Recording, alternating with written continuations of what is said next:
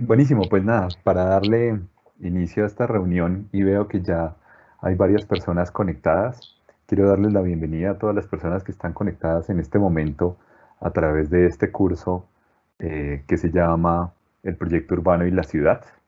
Esta es una asignatura de la carrera de arquitectura dirigida por la profesora Doris Tarchopoulos, quien nos acompaña en este momento en el chat o en la sesión pues, de presentación. Mi nombre es Alfonso Gómez, yo soy el decano de la Facultad de Arquitectura y Diseño de la Pontificia Universidad Javeriana. Les quiero dar la bienvenida a todos los que nos acompañan y especialmente a dos personas que están aquí con nosotros al frente en la sesión que les vamos a transmitir y que les vamos a compartir. La profesora Doris Tarchopoulos, que es la directora de la Maestría en Planeación Urbana y Regional, es una maestría de la Facultad de Arquitectura y Diseño, una maestría nuestra desde hace 45 años, que tiene experiencia precisamente en la formación de planeadores urbanos y regionales a nivel nacional en todos los temas públicos y privados del país. Eh, y pues pertenece a nuestra facultad, por supuesto, una facultad que tiene 70 años de experiencia. El próximo año cumplimos 70 años y con mucho orgullo lo estaremos celebrando con cada uno de los miembros de la comunidad que para nosotros son importantes, estudiantes, profesores y por supuesto los egresados. Y hoy tengo el gusto, el placer y el enorme honor de presentarles a uno de nuestros egresados más destacados en el país, que a través de su generosidad nos está acompañando precisamente en este curso y nos está acompañando con una charla en la cual nos quiere compartir su obra, su conocimiento y un poco su trayectoria en este sentido. Y pues es Giancarlo Massanti. Giancarlo es uno de nuestros egresados más destacados en la carrera de arquitectura. Tiene un posgrado en diseño industrial de la Universidad de Florencia en Italia. Ha enseñado en diferentes universidades, por supuesto en su alma mater en la Universidad Javeriana y en otras en Colombia, además en Princeton, Harvard, Columbia, y su trabajo está exhibido de manera permanente en el MoMA y en el Pompidou, en las colecciones permanentes. Pues los valores sociales en su obra son, por supuesto, el principal elemento en cada uno de sus proyectos y sus investigaciones, sus proyectos de investigación. eh, Perdón que se me apaga por acá un poco la cámara. Sus proyectos de investigación se encargan en empoderar las transformaciones de las comunidades construidas y demás, ¿no? Está absolutamente comprometido en el mejoramiento y la calidad de vida de las personas y del diseño y del espacio construido a través de la igualdad social. Sus trabajos, por supuesto, reflejan significación social, sobre todo en nuestro contexto latinoamericano. Así que tenemos a uno de los mejores arquitectos exponentes de la arquitectura colombiana y de la arquitectura latinoamericana con nosotros. Giancarlo, bienvenido. Esta es tu casa, como siempre. Muchas gracias por estar con nosotros y pues aquí siempre con las puertas abiertas. Muchas gracias. Y a Doris, muchas gracias por Gracias esta por las invitación. palabras, María Margarita, gracias por toda la ayuda. Y Doris, que es amiga mía de infancia de Barranquilla, de cuando éramos bien chiquitos. Me da un placer pues, acompañarle en su clase y poder colaborar en algo. Básicamente lo que voy a hacer yo hoy es, más que contar la obra, es contar las intenciones y la investigación que venimos haciendo sobre diferentes temáticas. Entonces la conferencia es una conferencia que va hablando sobre el interés específico del equipo Massanti, sobre diferentes temas que van desde la co-creación, la participación, la crítica a la idea de la función, pasando por nociones como el juego, llegando a la idea del módulo y el sistema, la capacidad de una arquitectura que puede ser adaptable y cambiante. En la medida en que voy tomando esos temas, voy mostrando los proyectos, pero realmente lo que me interesa es poner en discusión una serie de aproximaciones y temáticas que en el estudio venimos trabajando desde hace rato. Voy a compartir pantalla. No sé si Giancarlo, tú me permites un momento y de pronto Doris tiene alguna cosita que contarnos acerca de este curso, de la maestría y precisamente de esa relación que tú nos estás contando de vieja data, bueno, no de vieja data, de hace unos años, de hace unos Sí, años. un poquito. Doris. Sí, gracias, Alfonso. De verdad, no sé si me están viendo. Sí, perfecto. Te Gracias, estamos viendo y te Alfonso, de escuchamos. verdad, por el apoyo de la facultad para llevar a cabo este evento. Pues estar online no es tan fácil como parece. De hecho, hace 8 días tuvimos un acto fallido, pero con la ayuda de la facultad, Alfonso y Margarita Saavedra, su asistente, hemos logrado, y la DTI de la universidad, hemos logrado configurar este espacio para compartir solidariamente cuestiones que tienen que ver con la arquitectura. Y me refiero a cuestiones solidarias porque Giancarlo fue muy generoso tan pronto le planteé la idea de salir al aire con sus proyectos, sus ideas y su forma de hacer arquitectura, en tanto en que estamos en un momento bastante difícil y de verdad su generosidad y su solidaridad se las reconozco con mucho agradecimiento. En este caso, esta asignatura es como un puente, hacemos un puente entre la maestría en planeación urbana y regional en cuanto a lo que supone la escala de la planeación, la escala intermedia, es decir, el proyecto urbano. De alguna manera, nuestro ordenamiento territorial tiene que ver con ordenar el territorio en una escala grande, como puede ser un municipio o un departamento, pero básicamente el ordenamiento territorial se plasma o se lleva a cabo a través de proyectos urbanos.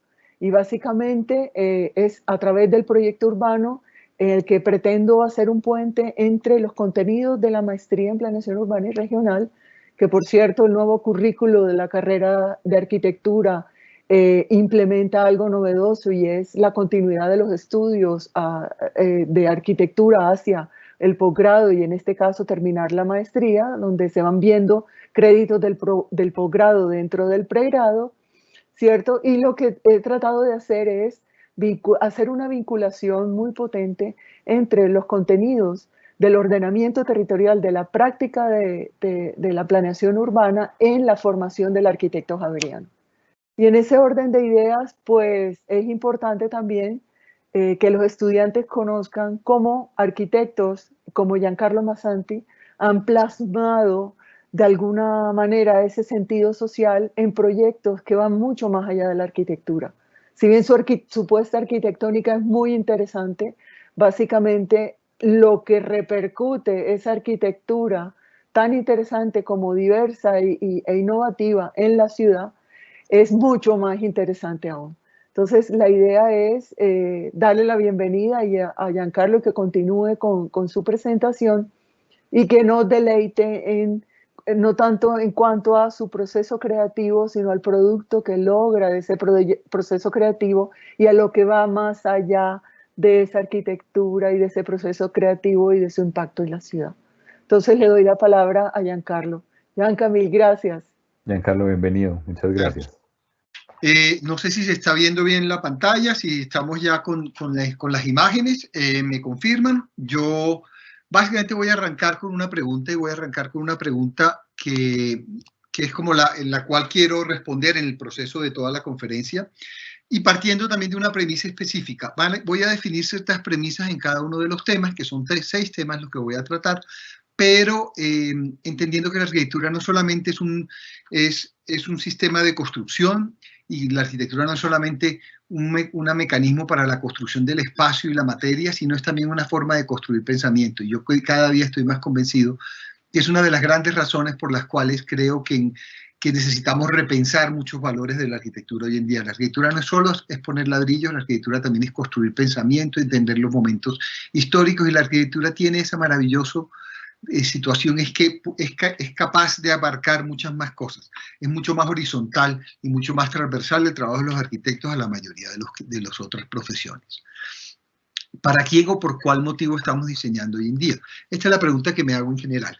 Cuando uno analiza la mayoría de los procesos con un cliente o con una alcaldía o los arquitectos mismos, nos encontramos que hay un fuerte desequilibrio entre la forma en que se diseñan los proyectos, los deseos de los ciudadanos y la diversidad de condiciones existentes como tal. Entonces la gran pregunta es cómo aproximar lo que hacemos cada día como arquitectos a los deseos y necesidades reales que conecten las condiciones humanas y no humanas actuales. Con esto quiero poco a poco lo ir explicando. Un poquito cuando hablo de lo no humano es cómo pensar la arquitectura más allá de la condición poshumana, que es la que hemos hecho casi que en la historia. Cómo entender que hay otra serie de naturalezas que están ahí, como otra serie de ingredientes que componen la naturaleza. Ya la arquitectura no es solamente un reflejo de las necesidades humanas, sino también de las necesidades no humanas que tienen que ver con medio ambiente, con las fábricas, con la productividad, con otra serie de condiciones. Entonces, lo que se planea y se diseña, ¿y a quién impacta? Es la pregunta que queremos. Entonces, queremos ser un facilitador y traductor de los deseos y necesidades de las comunidades, de las condiciones físicas del lugar, pero también de las condiciones, digamos, que pueden ser ambientales, animales, etcétera, etcétera. Esto implica un repensar de lo que significa hacer el oficio hoy en día. Entonces, más allá del humano, la arquitectura debe explorar prácticas que sustituyan al hombre como el único factor existente para definirla. Favorecer la aparición de acuerdos entre actores humanos y no humanos permite la construcción de una arquitectura poshumana, inclusive y diversificada al interior de un sistema global constituido por entidades orgánicas, inorgánicas, políticas, sociales y ambientales. Creo que ese poshumano, que es una palabra digamos que nace de la discusión alrededor de la época de la era del antropoceno, lo que quiero poner sobre la mesa es que, y creo que es muy pertinente después de esta situación del COVID, es qué va a pasar y cómo vamos a repensar muchas cosas que tienen que ver con la arquitectura después del COVID-19, entre comillas. Yo veo que hay las grandes compañías que se mueven rápidamente en el tema de mercado están hablando de cómo deben haber estructuras tecnológicas que van a permitir que la gente no toque nada en los baños, etcétera, etcétera. Cosas a las cuales yo considero que están más basadas en el miedo que realmente en una reflexión que va mucho más allá de cómo repensar o reconstituir una vida comunitaria, comunal, cómo entender lo humano, cómo entender la aproximación y la resistencia que estamos viviendo en estos días. En ese sentido nos interesa, cuando hacemos un proyecto, entender condiciones tecnológicas, animales, hábitos, historia, temporalidad, fábrica. Los proyectos no son necesariamente un problema material. Y eso implica replantear la noción de espacio que nosotros siempre trabajamos. A nosotros nos han enseñado que el espacio es esa condición abstracta infinita. Implica replantear la arquitectura más allá del humano, significa pensar la noción de espacio. Más que un vacío abstracto infinito, entendemos el espacio como una red de interrelaciones entre diversos agentes humanos y inhumanos. Esto quiere decir que para nosotros el espacio no es esa condición en papel, entre comillas, que nace de unos muros o de una condición de materia y un vacío que aparece alrededor de él.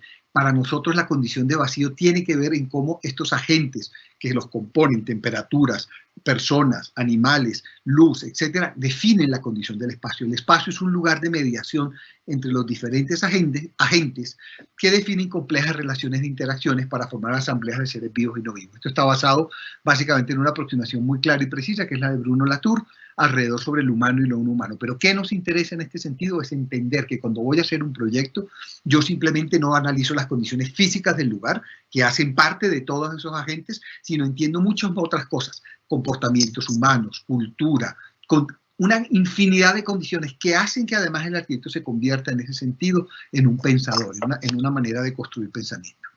Voy a hablar sobre 6 estrategias. Estas 3 estrategias se van interrelacionando entre todos. Digamos que he podido escoger al azar la tercera y poner el mismo proyecto al inicio o al final, porque todas están presentes en la obra que voy a ir mostrando. Y esas 3 estrategias básicamente son las que voy a tratar de explicar en la medida en que voy mostrando los proyectos. El primero es la co-creación e inclusión de diferentes actores humanos y no humanos, que es lo que digamos que expliqué un poco antes. La performatividad, una arquitectura que necesita del usuario como creador. Y aquí nos interesa entender que el valor de la arquitectura no puede estar en un discurso en sí misma, sino en la capacidad que tiene ella de propiciar situaciones, propiciar comportamientos, relaciones humanas, etcétera. ¿Qué produce la arquitectura? ¿Cuál es el rol de la arquitectura en ese sentido? La tercera, que es el juego, la lúdica y la anomalía, posiblemente vienen de esa sensación y esa emoción caribe de entender que el juego es parte fundamental. Como crítica a la idea de la función basada en la eficacia y la máxima productividad. Yo con esto quiero tratar de entender o de aproximarme a ver cómo hacemos los edificios. Los edificios no son más que el producto de un sistema organizacional de eficacia y conectividad. Entonces un edificio funciona porque es válido porque funciona. Con eso quiero poner en crítica la noción de eficacia y funcionalidad. La cuarta es una arquitectura abierta y sistemática, la adaptabilidad al cambio basada en la repetición. Esto es un ejercicio muy específico, aquí vuelve y aparece la idea de performatividad, pero ya no en el usuario o quien habita el edificio, sino entender la forma y la materia como un acto performativo, que tiene una memoria específica que le permite adaptarse a condiciones diversas. La quinta es la anomalía, que se relaciona un poco con el juego, que es cómo multiplicar el uso y construir espacios diferentes, no solo basados en la función. ¿Cómo puedo introducirle a un programa? Bernard Schulz le llama esto el cross-program, que es cómo introducir situaciones anómalas. Y voy a explicar en ese sentido la Fundación Santa Fe, el hospital, que en un momento dado lo que se planteaba era introducirle un salón de baile, un parque público para niños y un gran lugar para mariposas y un invernadero. Eso es cómo introducir otras acciones para que pasen otras cosas. Siempre desde esa idea. La arquitectura es un acto performativo y de alguna manera posiblemente es de las pocas carreras o de los pocos oficios que tiene que ver con la idea del devenir, de lo que va a acontecer, que define lo que sucede hacia el futuro. Y la sexta es participación como mecanismo de apropiación. En ese sentido hay, digamos, un interés específico en entender que nosotros construimos capital social, y cuando hablo de social no estoy hablando específicamente de pobreza o de las personas menos favorecidas. Cuando hablo de social estoy hablando de todo acto humano tiene que ver con lo social. Y en eso Bruno Latour hace una crítica profunda en su último libro que se llama, no su último libro, no, precisamente Reensamblar lo social, que lo tengo aquí a mi lado, y que es una de las cosas que estoy leyendo ahora, que es una introducción a la teoría del acto rey. De eso estoy hablando un poco. Entonces hay que entender cómo el capital social nace de acciones institucionales, desarrollo de la comunidad y transformación física del ambiente, que es lo que nos interesa. La co-creación e inclusión de diferentes actores humanos o no humanos. La participación activa del usuario lo convierte en un agente creativo, con la capacidad de transformar y modificar, ocupar el espacio de maneras diferentes e inesperadas. Con esto quiero cambiar la percepción que generalmente tenemos cuando vamos a ver un proyecto. De alguna manera hay un observador que observa el objeto pensado y hecho por el arquitecto. Aquí nos interesa es entender cómo el usuario de alguna manera es el agente creativo fundamental para la construcción de un proyecto. Y esto quiere decir posiblemente no marcar las circulaciones de un edificio, hacer que circular en un edificio sea un acto de descubrimiento y de creación, o cómo pensar, por decir algo, y esto es un tema que a mí me parece súper interesante, y lo hablaba en la charla que hacía con Molinari, que estábamos hablando el otro día con Doris, es cómo se hace. ¿Cuál es la diferencia entre diseñar una facultad de arquitectura y cuál es la diferencia entre diseñar una facultad de medicina?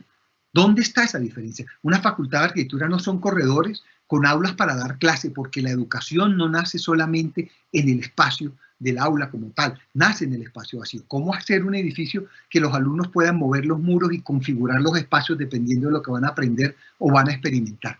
Eso es el agente creativo, es la intervención de otro que hace que la arquitectura pueda ser transformada y pueda ser cambiante.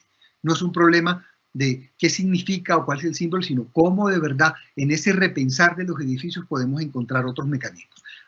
Arquitecto y usuario son igualmente responsables de la creación de la arquitectura. En los procesos de co-creación nosotros trabajamos sobre 3 temas específicos, que son laboratorios participativos, mapas de actores y laboratorios miros. Los laboratorios participativos siempre están basados alrededor del juego. Esta es una imagen de un proyecto que se llama La Casita, en donde la Fundación Horizontal, que hace parte del equipo Masanti, y Nicolás París, que es un artista maravilloso, un artista que trabaja precisamente sobre aprendizaje, hacen unos ejercicios alrededor del juego para entrar en interacción con la gente del proyecto de justicia restaurativa que se llama La Casita. Los segundos son los mapas de actores, es todo lo que trataba de explicar ahorita, todos esos actores que componen el espacio y que lo componen de manera específica. O sea, el espacio es la idea del espacio como continuo. El espacio no es una sola cosa contenida dentro de, sino todos los que estamos ahí. Es mucho más cercano posiblemente a aproximaciones de filósofos del siglo XVIII, como Leibniz y otros que hablan del mundo como una gran continuidad de condiciones. Los laboratorios vivos, que son eventos y objetos que diseñamos para interactuar con las comunidades. Lo de arriba es un proyecto en Paramaribo, donde pusimos a la comunidad a trabajar, a reimaginar su borde costero, y abajo en Nicolás trabajando con unas cajitas que permiten que las personas de la casita puedan desarrollar un poco sus temas. Al final voy a mostrar la casita y lo entenderemos un poco mejor. Arranco con el Parque Educativo de Marinilla. El Parque Educativo de Marinilla es un proyecto que hace parte de 80 proyectos que desarrollan en su momento Sergio Fajardo en su gobernación, y nos invita a diferentes arquitectos casi que a donar el proyecto. Realmente, a veces creo que es discutible, pero nos invita a hacer unos proyectos en Marinilla, que son unos parques educativos. Y tratamos de entender cuáles eran todas esas condiciones específicas que componen el espacio en ese sentido. Costumbres, ecosistemas, mariposas, pájaros, agroindustria. Esto es lo que yo llamo agentes. Los voy a ir mostrando en los proyectos, solamente los quise renombrar un poco aquí. Flores, iglesia, grupo musical, esas condiciones que componen la cultura y las condiciones específicas. Lo primero que hicimos fue tratar de entender el paisaje social, y para eso invitamos a la comunidad de Marinilla a unos talleres, y yo creo que la manera de hacer talleres es mucho más interesante en la medida en que yo logro poner al otro a interactuar y a entregarme información de manera inconsciente, y no necesariamente la tabulación de datos. Son ejercicios cualitativos, no tanto cuantitativos, para recoger información que nos sirva para desarrollar proyectos donde la comunidad al final se pueda apropiar de ellos. Entonces lo que hacemos es que invitamos a esta comunidad y les decimos: señores, ustedes son el Banco de Marinilla, esto es un juego, ustedes son el Banco de Marinilla y van a emitir unos billetes. Cuando uno mira un billete, se da cuenta que en los billetes está resumida la historia de una comunidad, de un país, quiénes son sus próceres, sus productos, etc. Entonces, toda esta comunidad, a través de estos talleres, juegan a ser el banco. Pero además tenía un tema simbólico que para Nicolás era muy importante, que era cómo entregarnos los billetes en la medida en que habíamos donado el proyecto. Y era un acto simbólico de pagarnos sobre un trabajo que íbamos a hacer en ese sentido. Salen dos condiciones específicamente. Había infinidad de vírgenes, había infinidad de temas religiosos, el oriente, la idea de dónde nace el sol y demás. Pero hay dos condiciones que a nosotros nos parecen fundamentales para la construcción de este parque educativo. Era el valor de la naturaleza como conducción de identidad en la construcción específica de las costumbres de la gente de Antioquia, y en especialmente de los marinillos, que además se creen más antioqueños que cualquier antioqueño. Entonces, ¿cómo generar un espacio público basado en lo doméstico? ¿Cómo generar un espacio de una escuela, de un parque educativo, donde la gente pueda tener relación con su naturaleza y convertirla además en otro tipo de cosas? La segunda, digamos que fue de los temas fundamentales, la idea de domesticidad y familia como vínculo en la construcción de la identidad antioqueña. Entonces, ¿cómo podríamos hacer un lugar donde la gente pudiera tener condiciones domésticas, pero a la vez que el edificio pudiera llegar a ser público? Entonces, los billetes diseñados por la comunidad de Marinilla nos terminan tratando de generar un edificio que vaya más allá para lo que fue pensado, porque seguimos creyendo que los edificios tienen una función. Los edificios no tienen una función. Los edificios tienen infinidad de funciones, y la condición del usuario es quien las define con el tiempo y van cambiando. Y ahí aparece algo interesante. Estos son unos videos que voy mostrando para explicar la idea del concepto del proyecto. Being in contact with nature from a familiar place, close and domestic.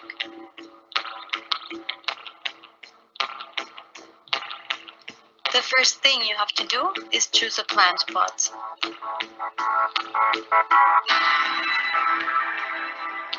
Then you have to prepare the soil. It must be fertile and have the nutrients that the plant needs. Now you can put the plant carefully into the soil.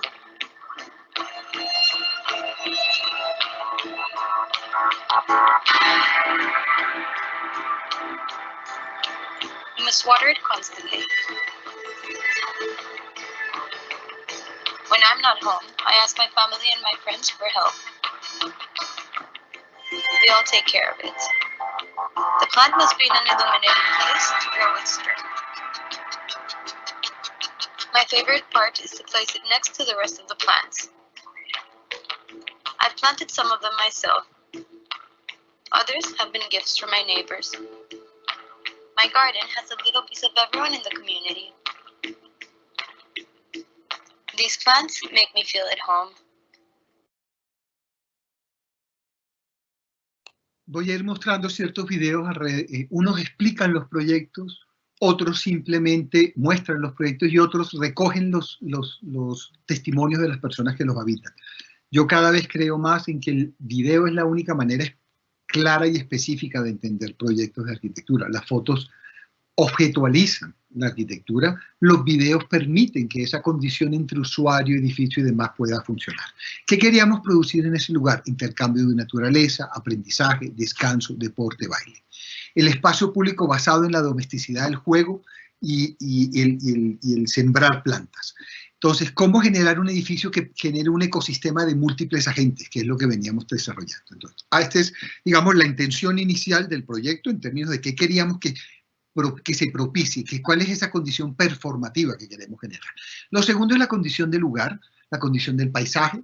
No siempre la arquitectura nace del lugar, a veces no nace del lugar, a veces nace de otras intenciones, y está en el arquitecto tener la capacidad de medir de dónde debe nacer esa arquitectura para que propicie cierto tipo de cosas. Esto es el Valle de Marinilla. Marinilla es una ciudad demasiado antioqueña, o sea, fue impresionantemente interesante, y no está bien dicho, pero me interesa volverlo así un poco deformado. La aproximación a esa comunidad es una comunidad de verdad que cuando uno la entiende se da cuenta de dónde viene todo ese espíritu antioqueño, entre comillas.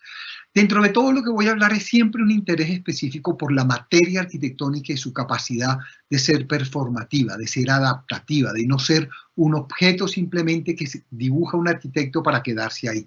Y nos interesaba en este sentido entender el sistema hídrico de la región. Los sistemas hídricos son como raíces, y las raíces son sistemas que permiten crecer y adaptarse en muchos sentidos. Entonces, el edificio, de alguna manera, pretende ser un edificio inacabado, una conectividad, un sistema de conector y de redes inacabadas.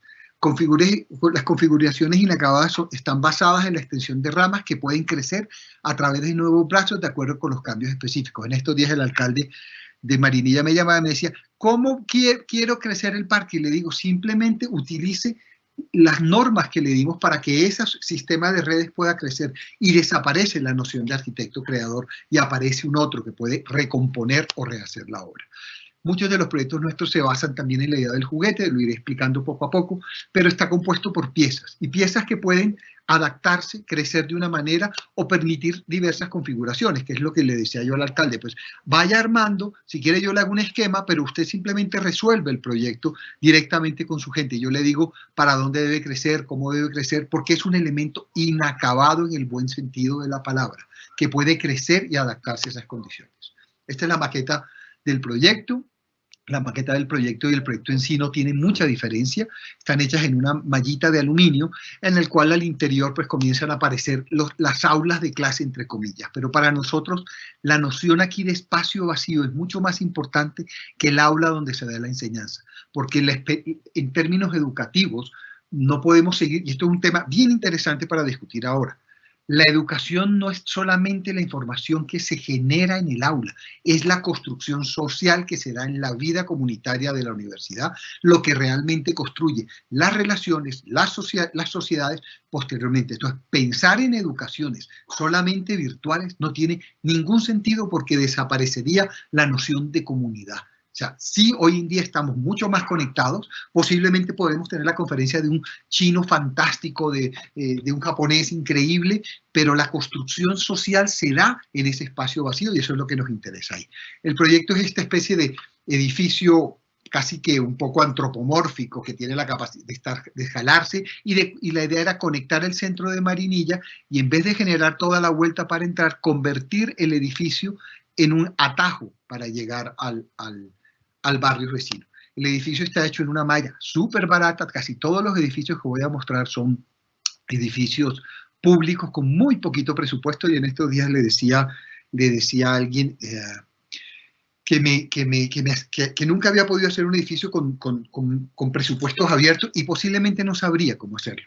Esta malla de aluminio debe ir llenándose de vegetación, y esas cápsulas en plástico, en policarbonato rojo que permite. El edificio a veces es transparente y con la luz va cambiando muchísimo. Es un edificio hecho de esa malla que debería ir llenándose de vegetación con el tiempo, en la medida en que la gente lleve las plantas, siembren las plantas, intercambien las cosas que hay al interior.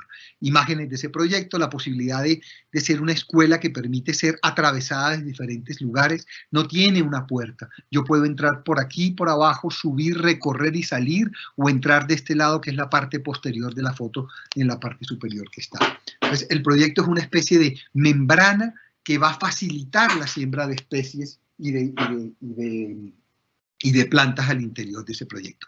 Obviamente aquí se necesita también de la intención del otro. Cuando los parques bibliotecas se acabaron, que fue el gobierno de Fajardo, llegó el gobierno de Luis Pérez, todos los parques bibliotecas los cerraron y trataron de desbaratar un poco el sentido. Este proyecto se demoró en arrancar, y no solo este, todos.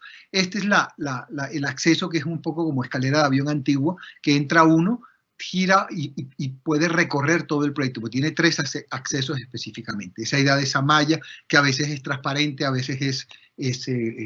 Entonces, ¿qué es el proyecto? Es un parque educativo, pero en el fondo es un instrumento de intercambio.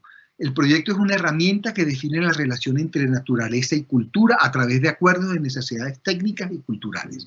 Esto implica la negociación entre la multiplicidad del humano, que es la enseñanza, el espacio para ser educado, y lo no humano, que son otras cosas que tienen que ver con la siembra de las plantas, llevar una orquídea, generar otras condiciones, sentarme a tomar un aguardiente en la mitad de una escuela, que es parte fundamental de la cultura antioqueña, de tomarse su aguardientico a las 11 de la mañana.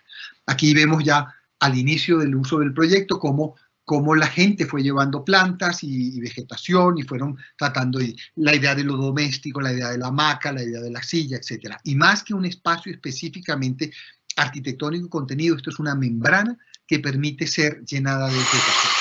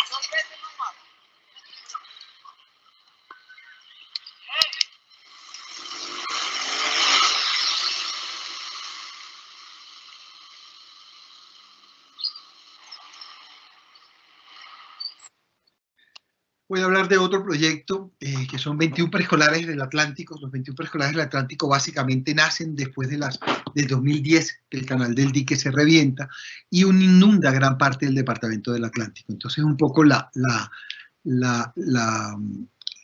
como lo que teníamos que desarrollar era cómo hacer la mayor cantidad posible de preescolares que se habían destruido por el agua o que les hacía falta el Atlántico en un tiempo muy específico. Entonces, lo que planteamos, que es un tema muy recurrente también en toda la obra, lo van a ver en todos los proyectos, es esa idea de una arquitectura hecha como sistema, no pensada como el problema del trazo de un arquitecto magistral, sino la idea de una arquitectura hecha basada en instrucciones y en protocolos de uso como tal. El objetivo principal del proyecto de los 21 preescolares del Atlántico es encontrar una forma rápida, replicable y económica de desarrollar tanto jardines de infantes como sea posible, reemplazar la infraestructura afectada e inexistente, y al mismo tiempo contribuir al establecimiento de un gobierno que tenga gobierno y presencia, y también de generar empleo, que yo creo que es uno de los temas bien interesantes que vamos a tener que discutir post-COVID, es cómo vamos a tener que generar empleo, el Estado cómo va a tener que generar empleo a través de la obra pública, y una idea mucho más keynesiana de la economía de la que hemos estado pensando en términos del mercado, donde el Estado, que aparentemente era un ente que nadie quería, tiene un rol fundamental en la reconstrucción y en la inversión de dinero para que la gente pueda tener mayor empleo. Planteamos un modulito, que era este modulito hexagonal, romboidal, ya no sé ni cómo se dice, que permitía diversos tipos de configuraciones. Y nosotros definimos las tipologías posibles. Esas tipologías no son exactas y no se tienen que aplicar así, pero es un sistema compuesto por estas piezas que podían ser o alargado, tipo flor, o tipo espiral. Y cada una de estas posibilidades nos permitían, a través de unos talleres de co-creación con los alcaldes de los pueblos y con las personas, los arquitectos que iban a desarrollar el sistema, que ellos fueran quienes definieran la configuración del proyecto con respecto a la ciudad. Entonces hicimos unos talleres donde les dimos las instrucciones y los elementos. Nosotros diseñamos la mitad de los preescolares de forma específica y la otra mitad con el acompañamiento nuestro lo fueron haciendo los arquitectos y las personas de los diferentes pueblos del Atlántico, Pibijay, Ponedera, Suán, todos esos pueblos que componen ese mini departamento. Estas son las imágenes de algunos de esos proyectos en Campo de la Cruz, Los Almendros, Las Palmas, Candelaria, etcétera, los diferentes. Y están hechos, todos están construidos en 1 año y medio con el mismo elemento y con el mismo sistema. Unos mejor construidos que otros. Ese es uno de los temas complejos de la obra pública y del rol nuestro de arquitectos en Colombia, es que no tenemos ninguna injerencia en los procesos de construcción. Hacemos una cosa que se llama supervisión de arquitectura, que es básicamente una figura decorativa, en donde quienes toman las decisiones es una cosa que solo existe en Colombia y Centroamérica, que se llama interventoría. Eso en el mundo mundial, como dirían los españoles, no existe. Aquí vemos la construcción de esos 21 preescolares, la tipología abierta, que es una tipología que pretende desarrollar 2 tipos de condiciones específicas, y aquí vemos cada uno de esos proyectos hechos con muy poquito, hechos con muy poco dinero y con muy pocas condiciones. La tipología alargada, que se adaptaba al lugar, pero los arquitectos y los alcaldes de la ciudad definían dónde iban las piezas que componen el sistema. Esto es parte de la reubicación de los habitantes. Los preescolares tienen otra condición que no voy a hablar ahora hoy de educación demasiado, pero la forma de un edificio escolar no viene dada por la eficacia y la funcionabilidad. A un chico o un modelo educativo, lo fundamental no es llegar rápido de una aula a la otra, es qué pasa entre las aulas, cómo deben ser las aulas capaces de duplicarse, abrirse, reconfigurarse, etcétera, etcétera. En uno de los proyectos que a mí más me ha divertido, un proyecto para el Anglo, lo que hacíamos era un proyecto en donde definíamos reglas para que los alumnos y los profesores definieran la forma del aula dependiendo de lo que iban a aprender durante la semana. Y de pronto el aula era un corredor largo porque iban a trabajar sobre la movilidad, o el otro era un gran elemento circular. Y todas esas cosas tienen que ver con una cosa fundamental en la educación. El espacio educativo es el tercer profesor. El espacio en la arquitectura educativa propicia formas de comportamiento y debe estar conectado a los modelos educativos que debe tener una escuela. Nosotros hoy en día asesoramos a Reggio Emilia Children, que es una entidad de un método de enseñanza que es diseñado por Loris Malaguzzi en los años 40, 50, sobre metodologías de enseñanza de preescolar, donde hemos experimentado mucho sobre cómo el espacio genera los modelos de educación. La planta de tipología de estrella, que se aplica también, es mucho más abierta hacia la ciudad, permite unas interrelaciones más interesantes. Imágenes del proyecto, está hecho en Cristanac, en estas pequeñas cerámica muy barata y muy sencilla de montar sobre unos prefabricados de 3D panel que se lanzan con concreto y que permite una construcción rápida y eficaz. Voy a mostrar el video.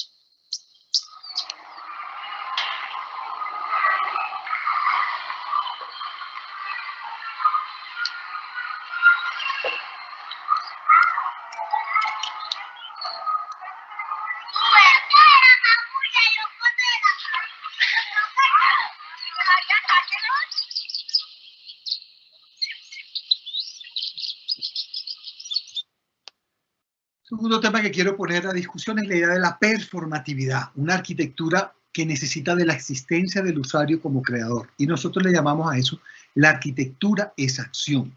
Y cuando hablamos de arquitectura de acción, es el valor de la arquitectura en sí misma. Entonces, para nosotros el valor de la arquitectura no se basa solo en sí misma, sino también en lo que es capaz de producir, en sus capacidades performativas, que es una palabra que viene del inglés, pero que me parece que lo define muy bien, de performance, de esa condición que tiene que ver con lo de devenir que hablábamos ahora. Una arquitectura que se define por lo que genera, una arquitectura capaz de promover comportamientos y relaciones para alentar a las personas a pensar y comportarse de una manera que antes creía imposible, o simplemente de todas esas maneras que los arquitectos no pensamos que cómo se puede usar el espacio en ese sentido. Esta es una obra de un artista mexicano que se llama Pedro Reyes y que me parece que define un poco bastante bien. Pedro Reyes además es un artista maravilloso, muy, digamos que se acerca a toda esta generación de artistas como Nicolás París, como Orozco, artistas que trabajan un poco desde de los modelos de co-creación y demás. Entonces, cuando yo miro este sombrero, que es un gran sombrero hecho de pequeños y muchos sombreros, deja de ser un sombrero y se convierte en un mecanismo de comunicación. Cuando 6 o 7 personas se ponen el sombrero, el objeto en sí mismo exige que los otros tengan que comunicarse. Y esta es un poco la intención de mostrar esto. La arquitectura debe propiciar formas de comportamiento, actividades, acontecimientos, relaciones de aprendizaje y socialización. La pregunta que nos hacemos antes de hacer un proyecto muchas veces, antes de ver si es que es largo, corto, ancho, qué materiales, qué queremos que se genere en estas condiciones que se van a dar ahí. O sea, si yo voy a hacer una facultad de arquitectura, si yo voy a hacer un hospital, es más allá del programa hospitalario, ¿qué otras cosas puedo generar para multiplicar los usos y construir otras relaciones que posiblemente en el caso de un hospital permitan la noción de sanidad? Cómo el espacio permite la sanación o permite tener procesos más rápidos de sanación. Voy a mostrar un proyecto en donde la intervención de la comunidad tiene que ver más de una forma un poquito más tecnológica, pero que es otra forma también de aproximarse a entender cómo actúa la comunidad en la construcción del espacio como tal. Esto es una cubierta, también es un sistema que nos llamó a hacer la alcaldía de Barrancabermeja ya hace unos años. Y esto es lo que por lo general te llaman y te dicen, ¿por qué no me haces una cubierta para que produzca sombra y puedan jugar debajo en un edificio? Y la pregunta que nosotros hacemos es, esto además de ser una cubierta, ¿qué más? ¿Cómo puede servir en esa condición? El contexto de los dos parques que íbamos a desarrollar, o de las dos cubiertas, era un contexto relativamente bien consolidado, de casas, digamos, lo que nosotros llamamos clase media, pero sin grandes espacios, sin lugares para la construcción comunitaria y cívica en ese sentido. Entonces, cuando vemos que las casas del barrio son pequeñas y que además tienen unas vidas sociales gigantes y que no tienen espacio para celebrar el 15 años, el matrimonio, para ver el partido de fútbol juntos, para hacer una fiesta de cumpleaños, etcétera, etcétera, lo que nosotros decimos es cómo generamos que esta cubierta pueda ser una extensión de la casa, una extensión de Barrancabermeja. Y además, que eso es lo que llamamos nosotros multiplicar el uso, y cómo construir una centralidad donde además yo pueda definir las condiciones climáticas. La arquitectura no necesariamente se hace de condiciones materiales, que es lo que hablaba ahora. Los agentes también pueden ser temperatura, sonido, etcétera. Eso define la condición de un espacio. Entonces la cubierta se convierte en un espacio para eventos del barrio y básicamente lo que nos interesaba aquí era la noción de performatividad y transformación. Nos interesa la capacidad de la arquitectura como conducta, actividad, evento e interacción. Y en este caso lo que hacemos es invitar a la comunidad. Voy a mostrar el video y después lo explico. My friends and I always played in the neighborhood street. I remember my cousin's birthdays. All the family gathered. The parties were really great. My sister's 15th birthday was an unforgettable night. I remember these moments fondly, but it was hard to find a place where we could organize them. We could never have ideal conditions. Now, I can change all of this from my own cell phone. Play the music I want, change the temperature to gather in a cool place, watch videos with my friends, change the lights, and have a great party. It seems that there are no limits here. The structure grows and adapts to our desires.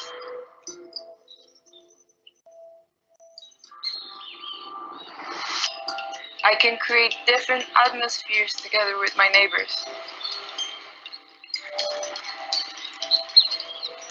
It's a space that is constantly transforming.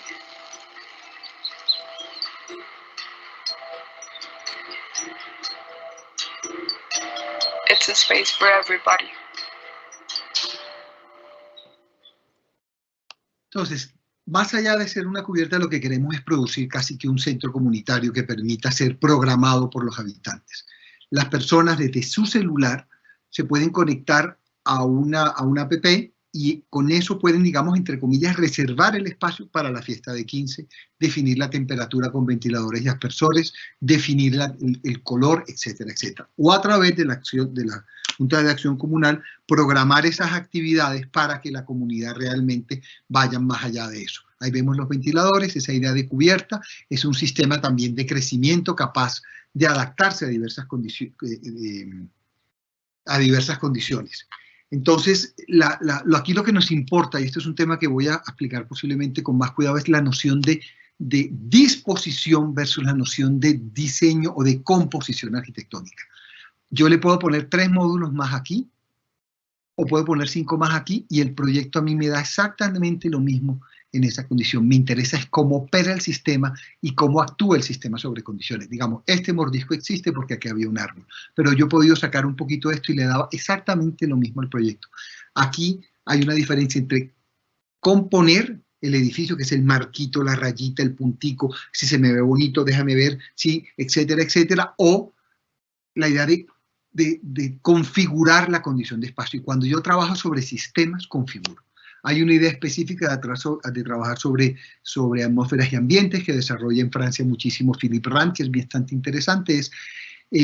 Exploramos formas de aproximación a la arquitectura en las que, además de evaluar la forma, se tienen en cuenta las condiciones ambientales. Y ambientales en este sentido es temperatura, luz, sonido, que es lo que pueden programar los habitantes.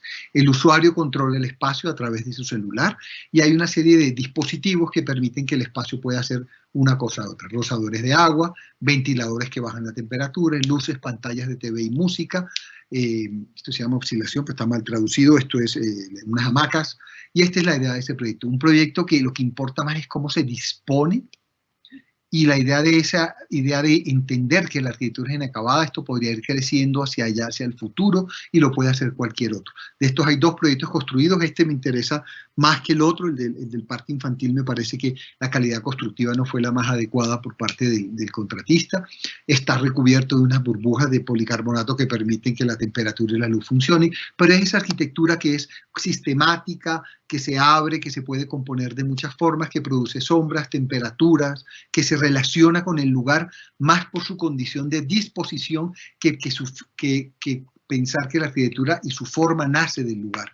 Aquí la forma no nace del lugar, se dispone en el lugar y tiene una condición que Juan Herreros y Iñaki Ábalos hablan en un libro maravilloso que se llama, se me olvidó ahora, La piel frágil, no, eso es el texto, bueno, se me ha olvidado el texto, un pequeño librito de Actar, que habla el valor de disposición del edificio con base en su contexto.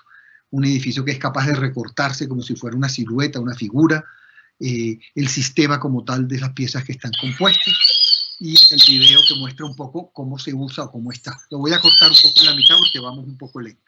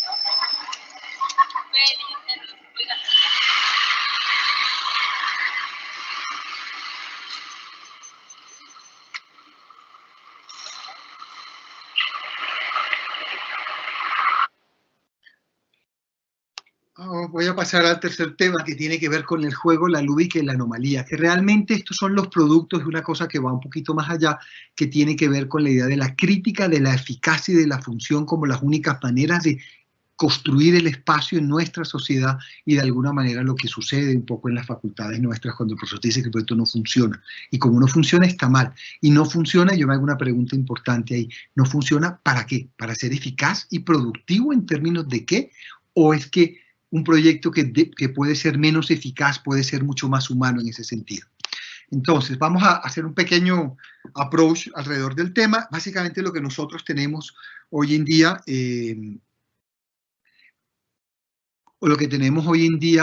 como producto de la arquitectura es la idea de la fábrica como modelo. El hombre que hace, el homo faber, el funcionalismo. La era industrial estableció un nuevo lenguaje arquitectónico representado por la fábrica. Este fue diseñado con base en el modelo específico de producción con el objetivo de controlar hábitos y dinámicas. Cuando uno analiza y entiende cómo funciona una planta de un edificio, es un mecanismo de control y vigilancia, como lo podría decir Foucault, de hábitos y de dinámicas. Y de dinámicas para producir y llegar rápido de un lugar a otro, perder menos tiempo porque el tiempo es oro. Frase que se inventó Benjamin Franklin, que no sé, el tiempo no es oro, el tiempo es tiempo y no tiene que ser productivo todo el tiempo, la necesidad del ocio y de tener otras condiciones. La idea de la fábrica define y construye realmente la idea de la arquitectura moderna y permite hacer una arquitectura que sea realmente eso, una máquina para que sea eficaz y productiva. Para Corbu la máquina es una máquina para vivir. A mí no me interesa vivir en una máquina, me interesa encontrar en una casa las condiciones más humanas, esconderme, tomar el sol, relajarme, esconderme, tener mi espacio, el espacio comunitario con mi familia, pero no es una máquina. La eficacia en un edificio o en un apartamento no tiene sentido. Tiene sentido cuando lo voy a vender posiblemente. ¿Qué nos interesa? Repensar la noción de homo ludens, el hombre que juega, el hombre que habita desde otras condiciones muy diferentes a la noción simplemente de ser productivo. Con esto no quiero decir que un hospital no debe ser eficaz para que la camilla llegue desde urgencias a la sala de operación, etcétera, etcétera, pero hay otras condiciones que permiten repensar la noción de espacio, no necesariamente la idea de eficacia y funcionabilidad. Entonces aparece el juego, aparece la idea de la lúdica y aparece la idea de la anomalía.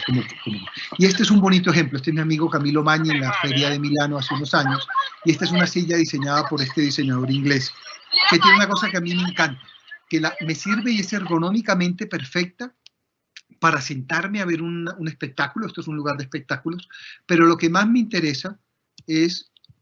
Ay, esto se me trabó. No va adelante, aquí.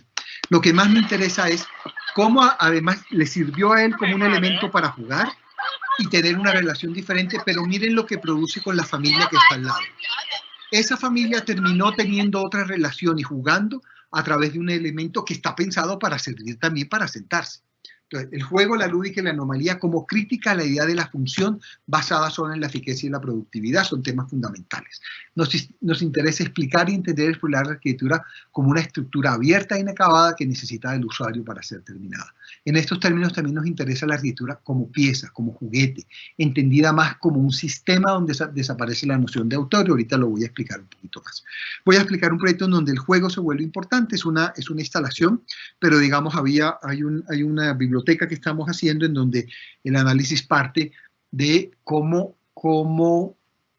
se usan las bibliotecas hoy en día. Las bibliotecas ya no son solamente lugares donde está la información física del libro, sino es un lugar donde la gente va a almorzar, a trabajar en equipo, a dormir porque están cansados. Entonces, ¿cómo convertir una biblioteca en un lugar también de diversión y de juego en el cual el aprendizaje no se da solo sentado sobre la mesa y sobre la lectura de la mesa? La Triennale de Milano es, la mayoría de las bienales, etcétera, en el mundo, no son un mostrario de proyectos con lo que nos sucede a nosotros, que parece un reinado de belleza, a ver quién gana la bienal y no sé qué, sino es más una reflexión sobre una temática específica. En la Bienal de Venecia que estuvimos era mirando hacia el frente, que era la reflexión del oficio en su momento. En la de Bienal de Chicago tenía que ver con la idea de cuál es el estado del arte. Y esta básicamente planteaba la idea que la arquitectura es arte. Y nos decían, haga una instalación de un muro en donde la arquitectura es arte. Nosotros creemos que la arquitectura no es arte siempre y cuando el usuario no la define, la construye. Es un tema más cercano a entender la arquitectura como un problema de memoria colectiva, de monumento, que un problema básicamente de que es arte porque sí, per se. Entonces, lo que planteamos fue ese muro que nos invitan a hacer, que fuera un elemento flexible. Un muro concebido como, como elemento arquitectónico que se vuelve flexible en su interior y es de alguna manera convertido en un objeto vivo. El muro que nosotros planteamos tiene la posibilidad de ser flexible. ¿Y eso qué significa? Que las personas que atraviesan el muro pueden deformarlo con sus manos, con sus pies. El muro está creado para ser intercambiable y usado para dibujar una fuerte división que ahora puede transformarse. La noción de muro, entonces, en ese sentido se convierte en un juego deformable, en un juego manipulable por el usuario. Esta es la maqueta inicial de la instalación y aquí vemos lo que queríamos que comenzara a suceder. Ese muro se convierte en un juego de malla, un juego que puede ser pateado, besado, etc. El usuario es quien convierte el muro en un objeto del arte en la medida en que lo deforma y se convierte en pieza artística. ¿Cómo se juega? ¿Cómo transformamos un elemento estático en algo flexible y multifuncional, que es la idea de ese muro?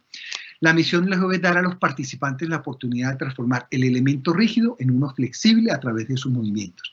El visitante, al cruzar la pared, se convierte en un artista con quien el material flexible actúa e imprime su obra por un momento a la superficie maleable. Cuando uno entraba al muro, lo que tenía era una serie de activadores.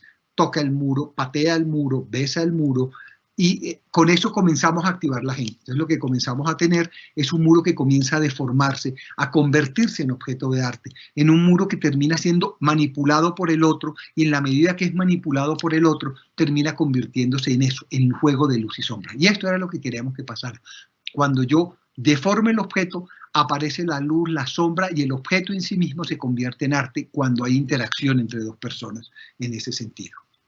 Imágenes de esa idea de la deformación, del juego alrededor de esa membrana. Era un elemento súper sencillo que básicamente se convertía en un elemento activador de nuevas relaciones y propiciaba otras formas de comportarse.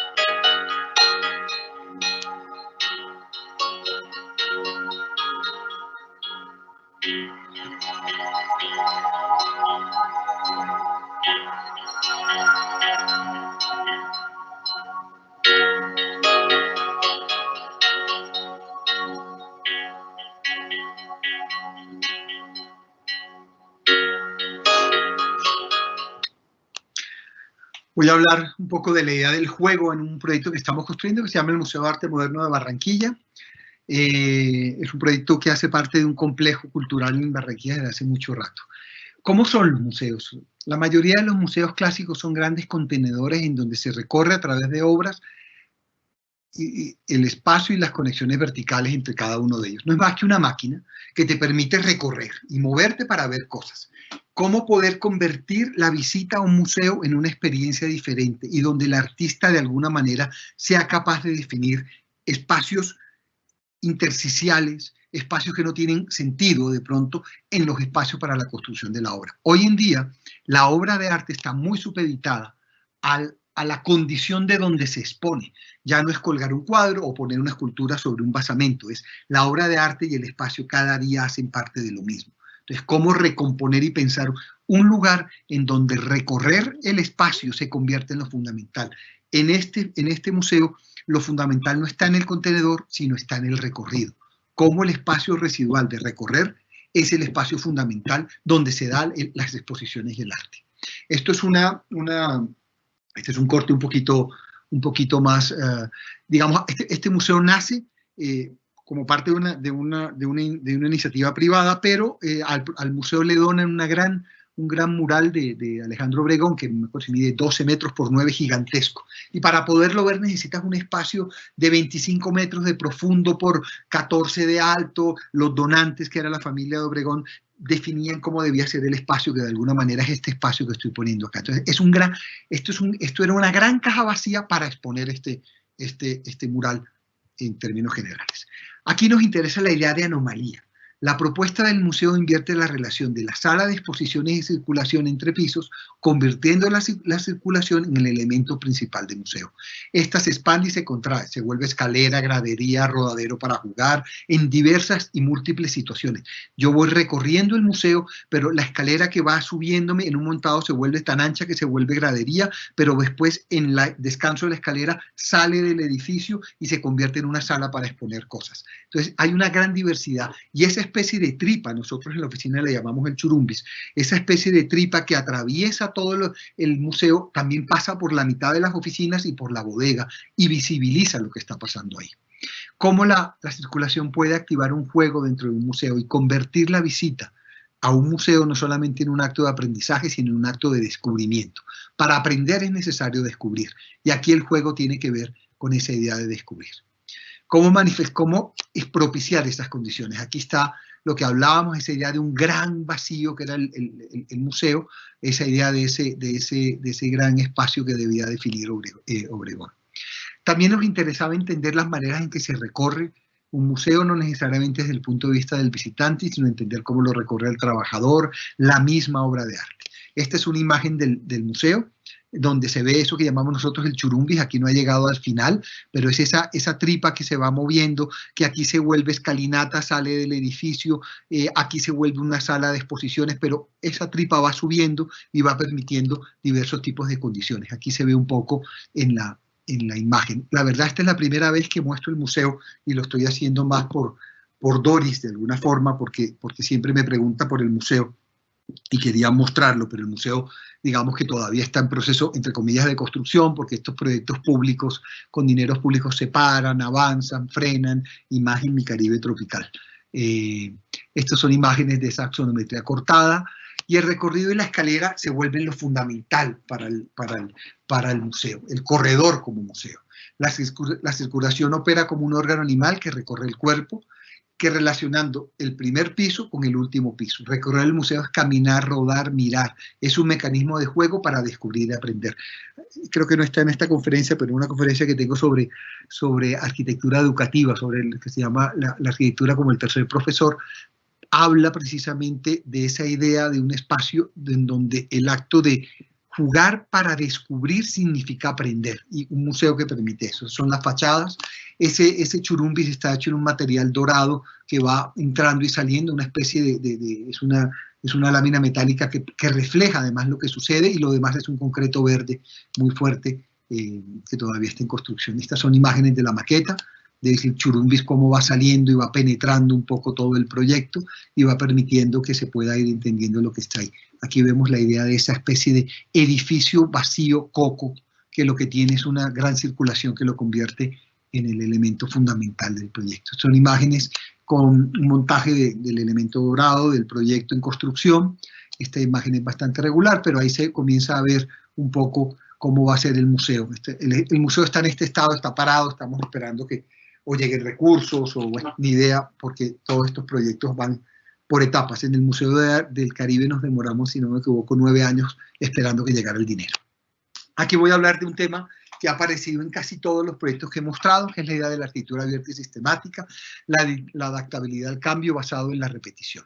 La arquitectura es una práctica material, y en esto quiero entenderla y prácticas materiales hablamos de la joyería, de la ingeniería, etcétera. La capacidad de entender que operamos, que es un acto operativo, performativo, que la arquitectura de alguna manera trabaja sobre la materia, pero de alguna forma lo importante es entender cómo actúa la materia ante las condiciones. En ese sentido, esto es una aproximación interesante de Alejandro Saavedra Polo, que habla sobre, existe un interés marcado en entender la arquitectura como una práctica material. Trabajamos con materia y espacio para transformar la realidad o su relación con el entorno, construyendo sistemas operacionales abiertos en vez de sistemas representacionales cerrados. Eso podría ser toda una discusión larga y precisa sobre arquitectura, pero lo que me interesa aquí es tratar de entender esto. La idea de la práctica material se interesa por el comportamiento de los sistemas, cómo actúan, y no sobre su imagen y su significado necesariamente. Aquí hay un interés específico en entender la idea del diagrama como estrategia, en donde aparece la idea de composición versus configuración. En el diagrama está el proyecto, es un tema que yo hablo mucho cuando enseño en las universidades.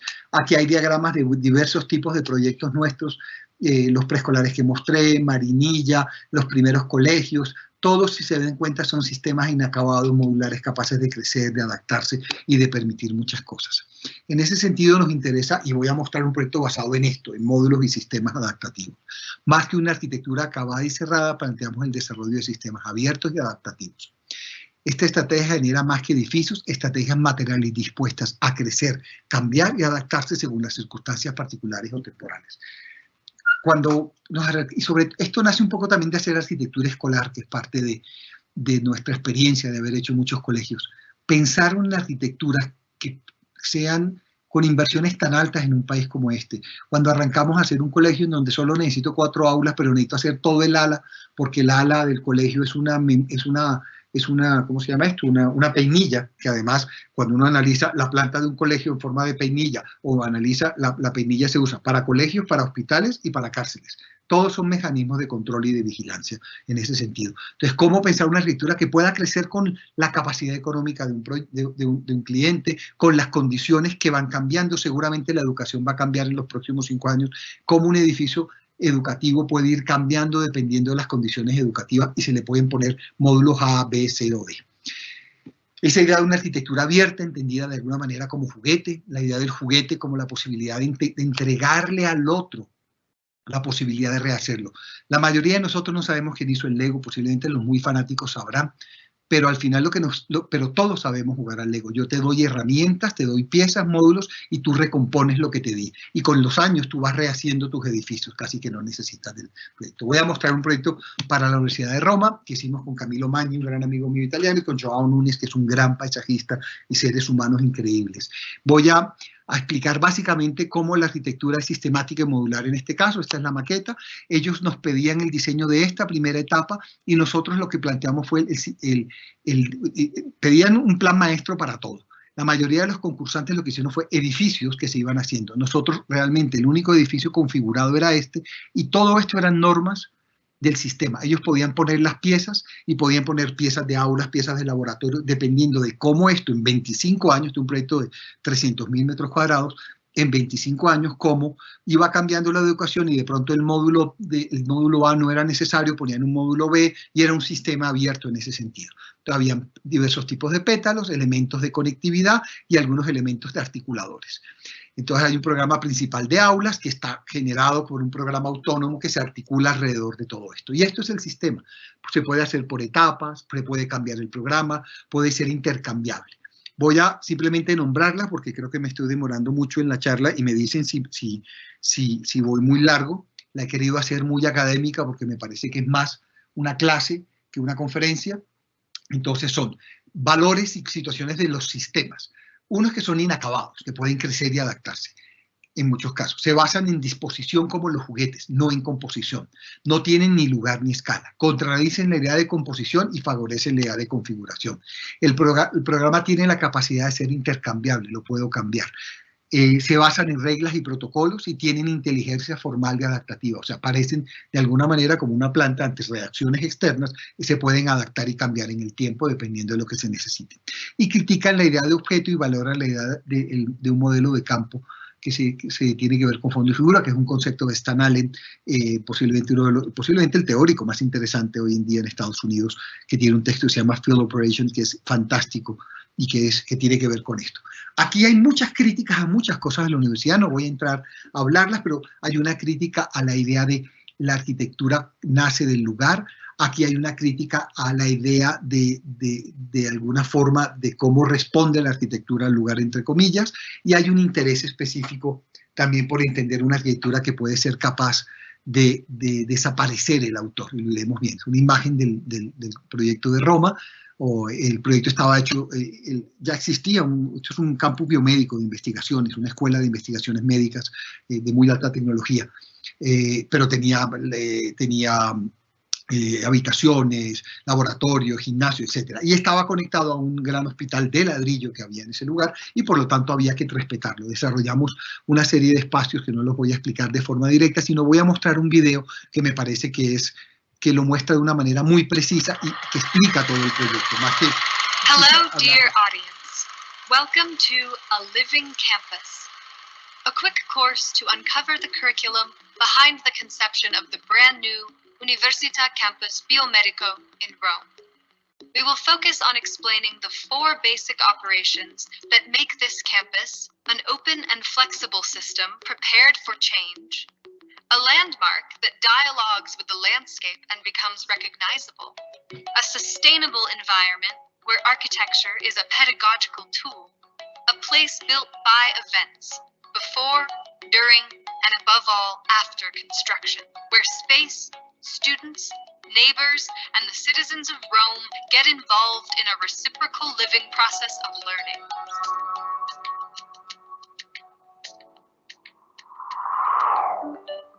Lesson 1. Addition. How can the campus learn to be a flexible system? The essential lies in the division of the pieces.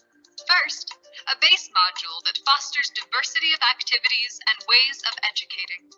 Then, a series of complementary pieces that help to articulate the whole. By adding these pieces with clear objectives and rules, we can occupy the space and have a myriad of activities that promote diversity throughout the campus. It is an operation that encourages us to learn to adapt to change and future needs. Lesson 2. Subtraction. How can the campus learn to be a landmark? Building in tandem with nature decreases the negative impact. Understanding how the landscape operates during strong stationary changes allows us to optimize natural resources, with intelligence similar to the logic that governs the extensive Roman agricultural fields. The interstitial and connective spaces are defined thematically. The vegetation itself varies and succeeds in activating the informal spaces. In this operation, the result is a dialogue between landscape and architecture, where the whole becomes a recognizable element. Lesson 3. Multiplication and division. How can the campus learn to be sustainable? The long-term value of the campus is divided between the standardization of its elements and the way it is planned. Having the possibility of easily understanding the economic impact of establishing new modules or changing the priorities of the plan can optimize limited and variable resources that depend on multiplying activities, students, or needs. The standardization in the master plan applies to on-site improvements, expansions, and new buildings. A standardized view of materiality can divide environmental efforts between mechanical, bioclimatic, and pedagogical strategies. The facade acts as a multi-layered epidermis, adapting the buildings to different seasons and solar orientations. The human scale of the modules and the permeability of the facade enter into dialogue with the students, using the changes in natural light and internal ecosystems to increase the awareness on how to reduce the consumption of resources in the complex. Divisible structures can multiply the range of use in the space in unimaginable ways. If architectural structures are conceived from the idea of activity and possibility, they can multiply the programmatic trajectories. When a space is always in process, everybody, from the potential users to the builders themselves, can have a voice. Lesson 4. Exponentiation. How can the campus learn to be an event? The project incorporates a social emphasis that seeks to generate acceptance, relevance, and identity for the institution and for the campus. Based on the processes of community participation, which includes directives, students, teachers, neighbors, and citizens, a a public program that can be modified and designed by its users will be constructed. The new campus will be capable of transforming with seasonal events, celebrations, and daily activities. Instead of a single iconic building, architectural modules throughout the site will generate a memorable image.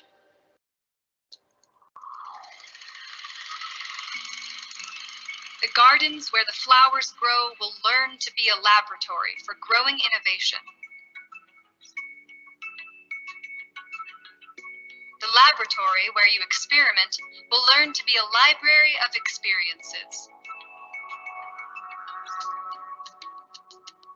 The library, where you should be quiet, will learn to be a playground to express.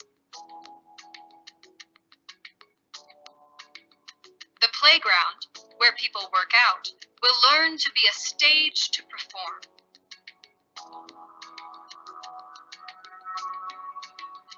The stages for cultural activities will learn to be events where people have a voice. And then the campus will be a living, breathing, and constant process where space will learn. Okay, voy a mostrar rápidamente este proyecto de los Juegos Suramericanos. Me faltan dos temas. He hecho una conferencia muy lenta, le decía a Doris ahorita, porque quiero, más que explicar lo que pasa, de dónde vienen las ideas y los referentes. Ha sido una conferencia, más una clase que una conferencia en ese sentido. Coliseo de los Juegos Suramericanos, un sistema de bandas que permite crecer, agregar, apilar, crecer y adaptarse. Las bandas son sistemas abstractos, y esto de abstractos es un camello para los caribeños, que nos permite desarrollar estrategias organizativas incompletas e indeterminadas, lo que nos permite aplicar cualidades y condiciones espaciales con flexibilidad en uno de los dos sentidos. Se basa en la combinación de elementos repetitivos y regulares, en ese sentido en su condición performativa de cómo opera, una idea de código flexible sin escala y final en el que el orden se encuentra más en su posible direccionalidad y su crecimiento por repetición. Son un poco limitantes las bandas a veces porque te llevan a trabajar solamente en dos sentidos, pero son bien interesantes dependiendo de las condiciones. Aquí funcionaba muy bien en términos climáticos. Esto fue un proyecto que hicimos con Felipe Mesa, que además ha sido de las experiencias más importantes y de aprendizaje que he tenido, porque creo que es uno de los grandes arquitectos jóvenes de este país. Es un sistema compuesto por unos módulos. Esos módulos se pueden poner en posición A o B, y estas eran las maquetas del concurso. Gran parte de lo que he mostrado son concursos, y esta es una imagen del concurso como tal. Ya el proyecto construido, la imagen interior del proyecto, en donde la idea de la entrada de luz, la relación de clima, etcétera, etcétera, y va combinando otras cosas. Aquí se ve claramente algo de lo que yo hablaba de la idea de disposición versus composición. Este elemento podría haber salido hasta acá y daba exactamente lo mismo, pero este que está aquí quedó ahí porque había un árbol. La idea de pensar la arquitectura como un acto creativo de rayar con el lápiz va desapareciendo, y no quiere decir que es que no deba ser así, es que hay otras maneras también de hacerlo. Desde el punto de vista también del lápiz existe y es fundamental en muchas cosas. Pero a mí de esta imagen lo que me interesa es esta que estoy señalando. Nosotros diseñamos estas 4 y casi que aquí lo que hicimos fue dar las instrucciones para que la alcaldía hiciera el quinto coliseo y lo pudiera cambiar o adaptar a las condiciones. Una imagen interior, una idea que a mí me interesa mucho en los edificios deportivos es que hay dos temas específicos en los edificios deportivos. Uno es la disolución de la forma del edificio como producto de la forma de la cancha. Por lo general, los estadios y los edificios deportivos son el producto de la forma de la cancha. En este caso, la idea de disolver el límite a través de estas cubiertas que produjeran sombra y generaran este ambiente era fundamental. Esa idea de que tuviéramos un límite no definido solo por la cancha era fundamental. Y la segunda es la idea de permeabilidad o de transparencia en el uso de los edificios públicos. Casi todos estos estadios, cuando uno pasa a coliseos, lo que tiene es un gran muro hacia la ciudad y no hay ninguna relación interior-exterior, y se vuelven lugares de deterioro, lugares donde se bota la basura, donde pasan todas estas cosas. ¿Cómo construir una relación interior-exterior donde la gente pueda tener alguna relación con lo que pasa sin estar adentro, pero que permita que ese espacio público realmente sea público y democrático en ese sentido? Los coliseos se usan para diversas actividades. Podría explicar los coliseos de muchas otras maneras. Estoy andando un poco rápido por el tiempo y por esas condiciones.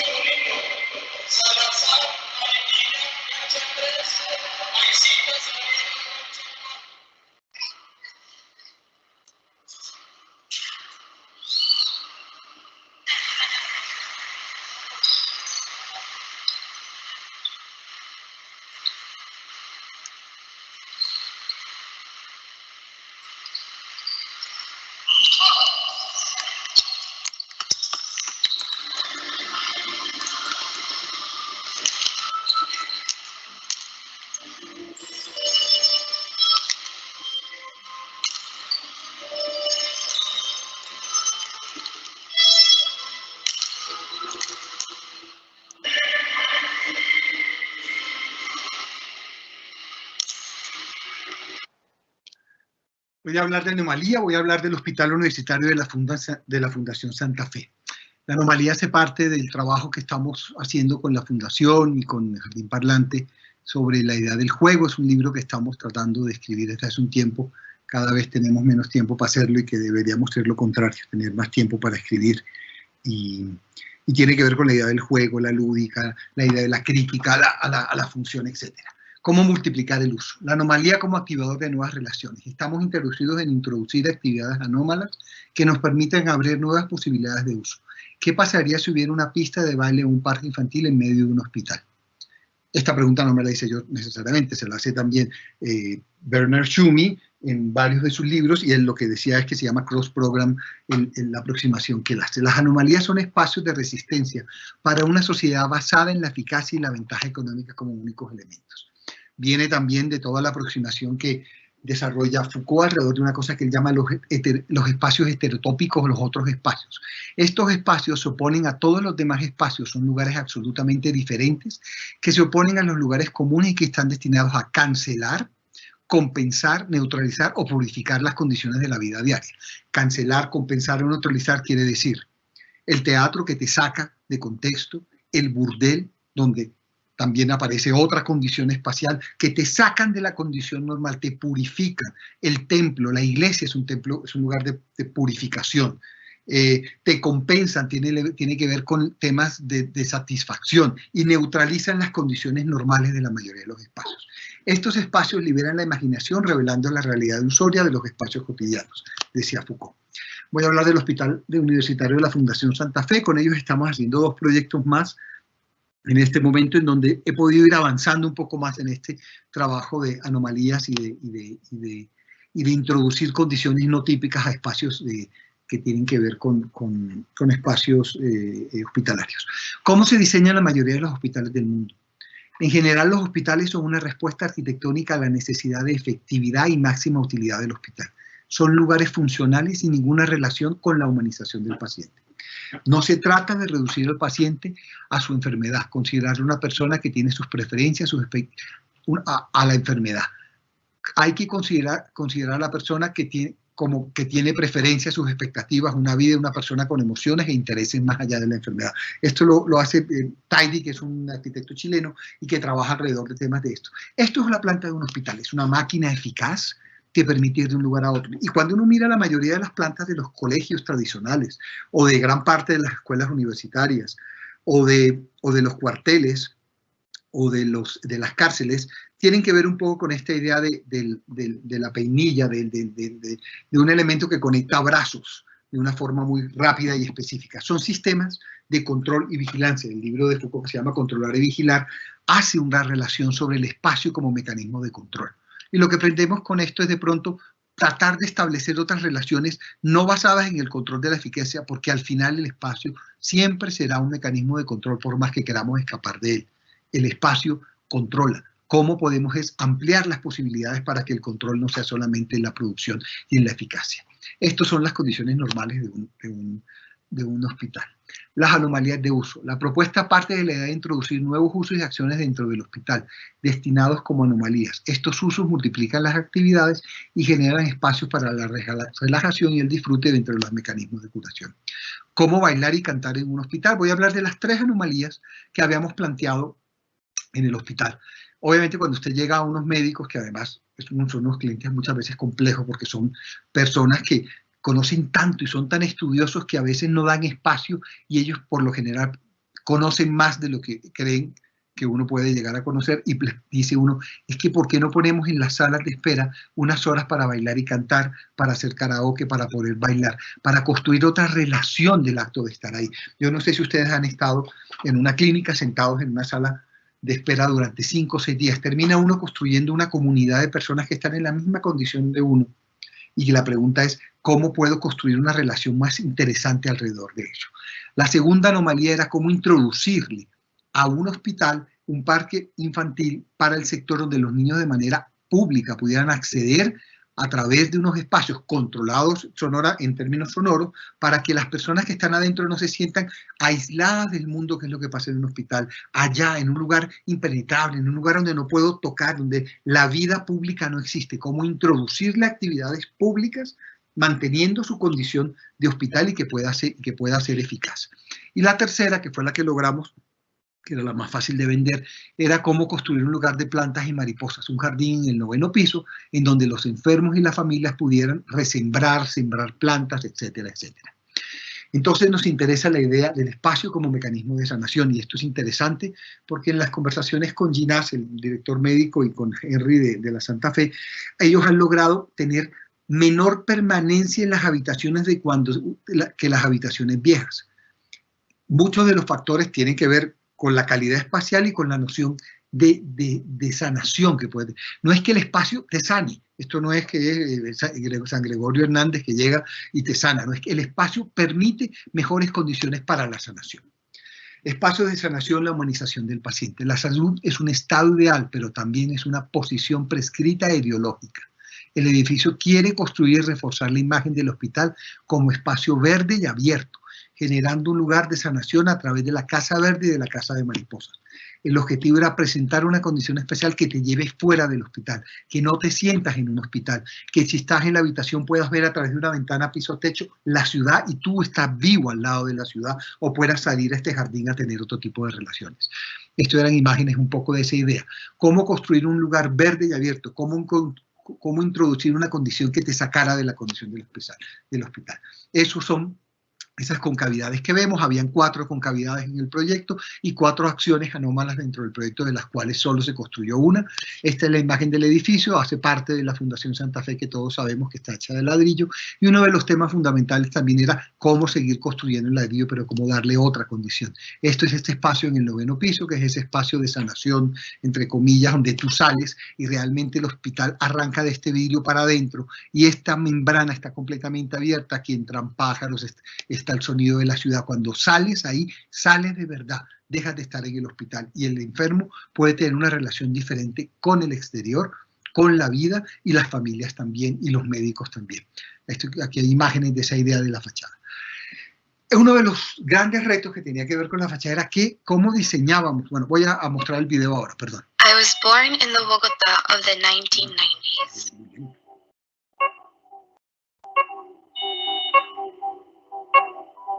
And brick by brick, I was built. Since I was very young, I have devoted myself to the care of those who come to me. Each of my parts plays a role in getting me closer to what I want to do, help people. But each time I had less and less space, everything got complicated because people began to feel uncomfortable. Although I've always been taught to be methodical, sober, and efficient, I've changed. I don't want to be the place where sick people go. I want to be the place where people can heal. I want it to be unconventional, operate differently, become an anomaly that helps healing. Now I have a big garden that works as a lawn. I'm a tool for tranquility, relaxation, and fun. My skin is flexible. made of lightweight bricks that let light and heat pass through me. I'm bigger now. Like veins, my halls branch out through the space. Now there's more light. My illuminated spaces are pleasant to wander through. Con eso quiero explicar un poco, estos videos tratan de explicar la idea y la relación. El proyecto a nivel urbano, este era el lote que teníamos que desarrollar y lo que queremos es construir y rearticular todas las condiciones que hay. Aquí estamos haciendo un proyecto nuevo que es un edificio jardín, que es una gran plaza cubierta donde hay habitaciones y aquí al frente estamos desarrollando unas nuevas. O sea, el proyecto funciona como un elemento de conexión, no lo voy a explicar desde el punto de vista urbano, pero me interesa comenzar a acercarme a esta discusión, a la noción de piel, fachada, membrana, que está tan de moda en estos días. ¿Qué nos interesaba? Teníamos que trabajar con ladrillo, pero cuando uno analiza lo que pasa con el ladrillo en general en los edificios en Colombia, es que el ladrillo trabaja con presión y sirve como un elemento importante. ¿Cómo poner el ladrillo en una condición que realmente trabajara como está funcionando, o entre comillas, conceptualmente, que es como piel, como un elemento que está completamente suelto con respecto a las condiciones interiores del proyecto? Aquí nos interesa entender la noción era lo que explicaba ahora, de cómo el elemento es un elemento de carga, esa es su condición histórica, y este era lo que había en la fundación, que es como la parte simbólica como tal del proyecto. Entonces lo que hicimos fue trabajar la fachada más como una membrana, en esos términos era poner la fachada a trabajar a tracción a través de una serie de tensores, con un ladrillo específico que queríamos nosotros. En el mercado habían en Barcelona unos ladrillos muy delgaditos que no me gustaban, y nos pusimos con una compañía de Medellín a desarrollar el sistema del ladrillo un poco más grueso y más grande, un sistema súper sencillo de tensión sobre el elemento. Son piezas intercambiables y modulares. Aquí aparece otra vez el tema del módulo. Yo podría hoy cerrar los pequeños vanos que hay en la fachada, ponerle ladrillos y abrir la fachada en otra parte. O sea, dependiendo del uso en el futuro, podríamos transformar la fachada de la Santa Fe, porque funciona como eso, funciona como una tela, como una membrana, como una condición mucho más menos precisa en ese sentido. Se hicieron pruebas, hay temas súper locos de este oficio, algunos arquitectos llamaban a decir que la fachada se iba a caer, entonces hicimos todo tipo de pruebas para que los cálculos que habían hecho los ingenieros de Medellín funcionaran. Esto es la prueba de viento, que es un colchón que se infla detrás, el colchón se reventó y la fachada no le había pasado nada. Y en esto es la prueba de sismo, que llegó a soportar 8.6 y la fachada funcionó perfectamente ante el sismo, porque funciona como una tela, funciona como algo que es capaz de moverse con el sismo. Un poco esa diferencia entre nosotros que diseñamos estructuras para sismo pensando que entre más rígido sea, más resiste, o esa idea japonesa del bambú, que cuando sopla el viento se mueve el bambú con el viento y con las fuerzas y no le pasa nada.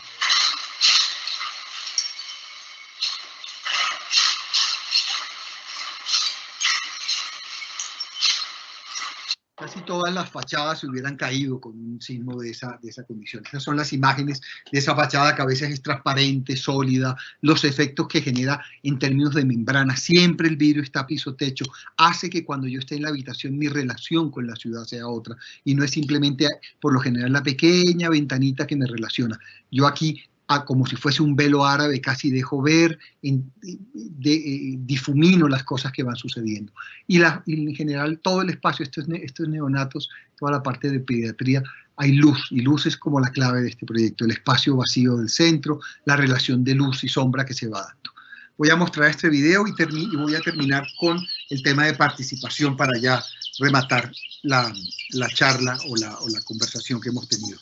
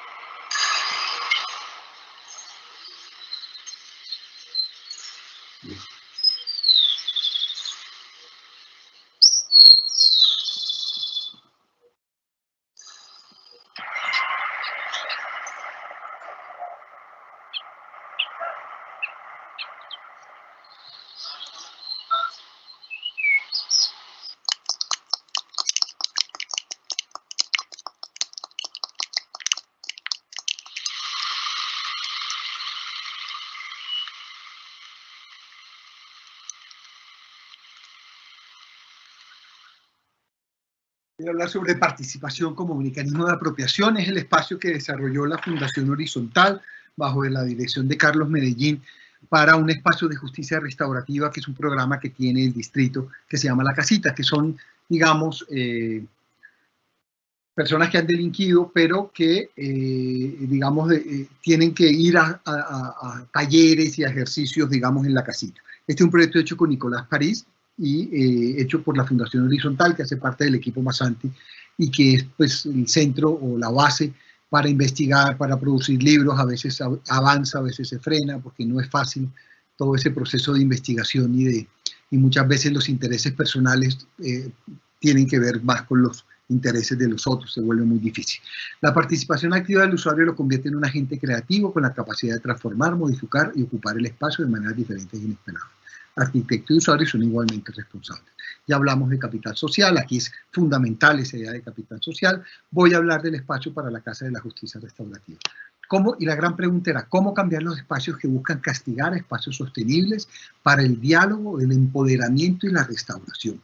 Hay tres cosas fundamentales, entendiendo el lugar como un proceso constante de co-creación. Entonces, lo que nosotros hacemos, que no es que transformemos el espacio de La Casita que está cerca de la Universidad Tadeo, lo que hacemos es darles herramientas a los usuarios, que son los psicólogos, los chicos que delinquieron, la comunidad, de poder construir espacios para co-crear, y en ese proceso de co-creación puedan expresarse dentro de tres temas fundamentales, que es reconocer, restaurar, reintegrar.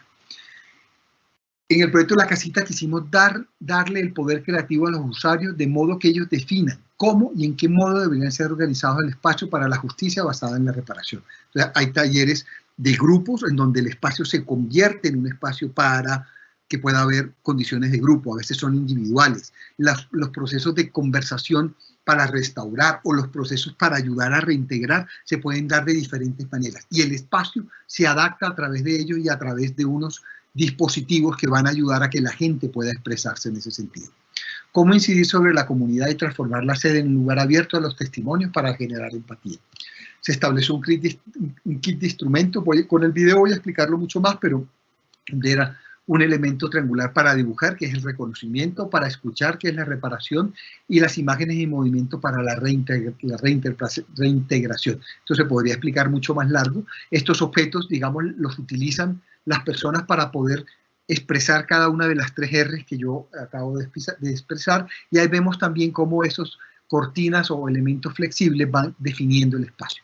Cómo generar un espacio flexible para el diálogo y la reflexión que tenga en cuenta las necesidades de todos los actores presentes y los momentos específicos. Y para eso lo que hicimos fue desarrollar un sistema de rieles y cortinas.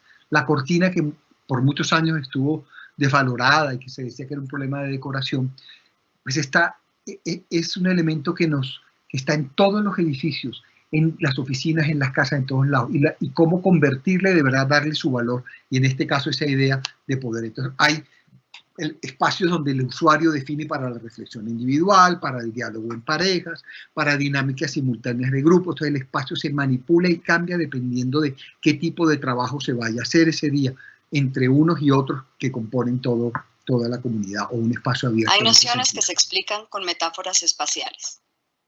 Por ejemplo, el tiempo suele ser representado con una línea horizontal. Mi historia es sobre un espacio que se adapta a quienes lo habitan. Sobre un espacio que aprendió que la responsabilidad, reparación y reintegración son cimientos de la justicia restaurativa. Esta es la historia de cómo una casa como yo se reconstruye como un nuevo lugar para la justicia en Bogotá. ¿Es el castigo la única manera de implementar justicia? Esta pregunta implicó repensar inclusive mi propia forma. ¿Pueden creer que la geometría se convirtió en la herramienta para dialogar y definir lo que es un proceso de justicia restaurativa? Junto a un grupo de jóvenes volvimos el triángulo una excusa para construir narrativas que se proyectarían sobre mis muros.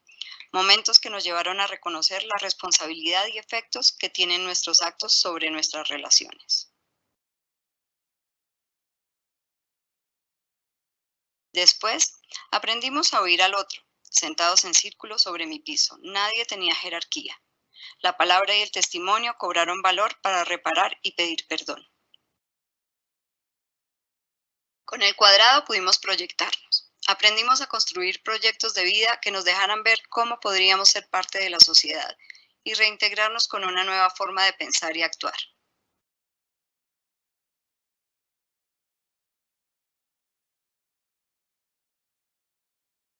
Luego llegó el momento de cambiar el espacio. Me pusieron lindos vestidos que permitían dividir el lugar para crear nuevas configuraciones. Mis amigos empezaron a tener donde reunirse en grupos grandes o pequeños. Así fue como empezamos a aprender juntos. ¿Quién iba a creer que en esta oportunidad de reflexionar sobre lo que un espacio para la justicia puede ser, yo podría volverme tan importante? Ahora esta vieja aprende y se vuelve un lugar donde se cumplen las finalidades de la justicia restaurativa.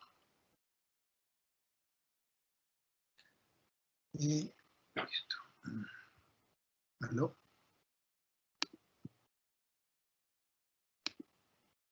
¿Aló? ¿Sigo compartiendo pantalla? No, ya, o ya se fue. Con esto termino. Básicamente, lo que quería era tratar de explicar cómo la arquitectura no es solamente un problema de construcción material, sino también una forma de construir pensamiento. Y esa forma de construir pensamiento es fundamental.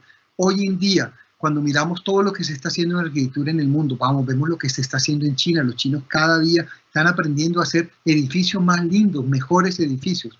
La diferencia tiene que estar en la capacidad que tenemos de actuar con las comunidades, de entender para qué lo estamos haciendo y de entender que esto es un problema que construye idea, pensamiento, que nos sitúa en el mundo, que no es solamente un problema de hacer pequeños edificios. Giancarlo, pues no tengo más que admiración y agradecimiento por esta charla, porque claramente los conceptos en los cuales estás basando tus proyectos tienen una profundidad muy, muy grande que definitivamente llevan precisamente a pensar en esas ideas de desarrollo de proyectos a partir del pensamiento.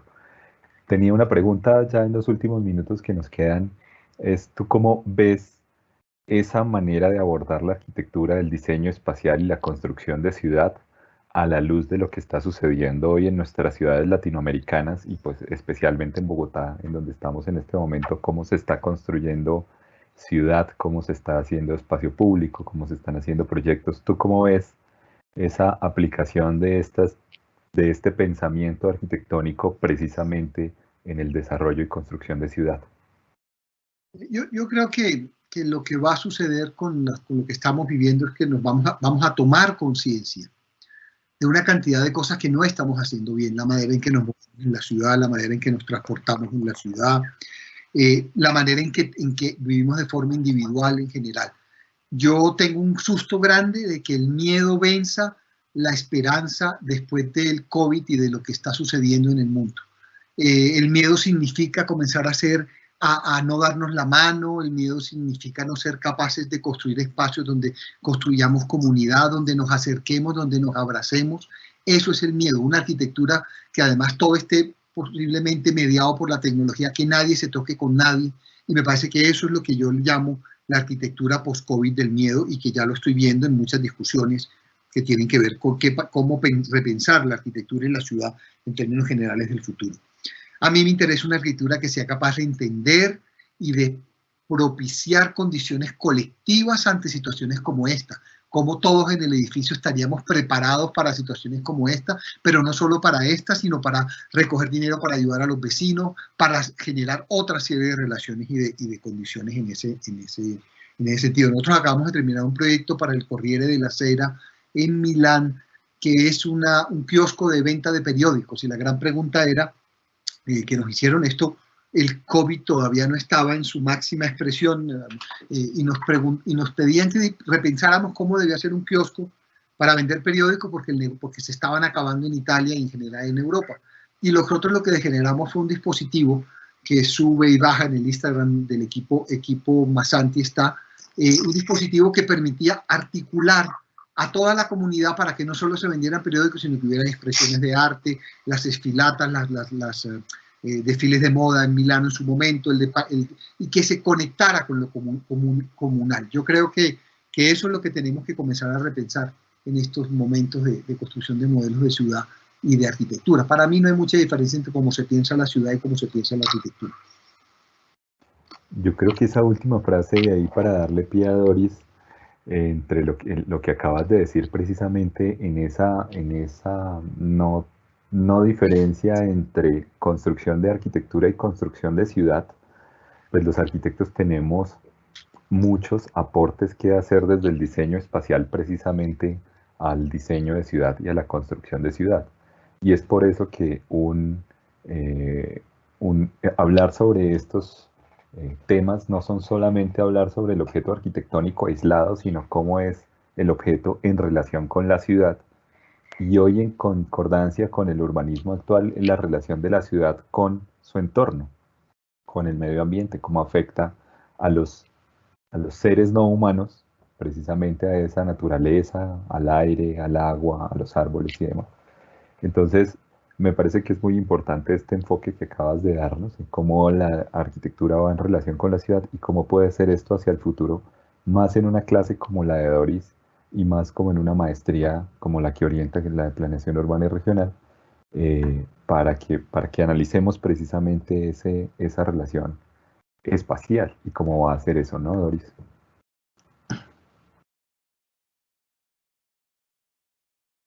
En efecto, Alfonso, lo que anota Giancarlo y lo que acabas de anotar tú, y lo que nos sugiere la presentación de todos los proyectos que nos ha mostrado Giancarlo, hace que de alguna manera esa espacialidad interior vaya mucho más allá, o sea, se genere y se produzca y se diseñe de una forma distinta, pero también su resultado vaya mucho más allá de lo que ocurre de puertas para adentro.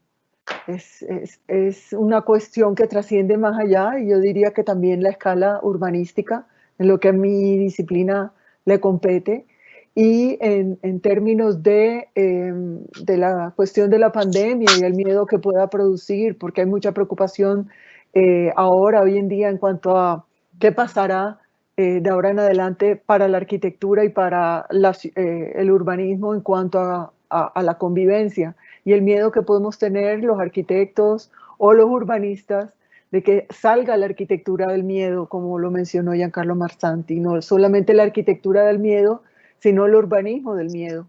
Y en un momento en el que estamos defendiendo, por ejemplo, la arquitectura de calidad, la arquitectura que interactúa, como la arquitectura de Giancarlo, o la arquitectura que da mucho más allá de sí que el simple programa para el cual fue pensado, que incluso el hecho del ser humano interactuar con esa arquitectura genera un nuevo programa, por decirlo así, en los términos antiguos, que esa arquitectura del miedo, pues, y ese urbanismo del miedo vaya a coartar esas experiencias tan interesantes que pueden surgir con proyectos como los que mostró Marsanti, ¿no?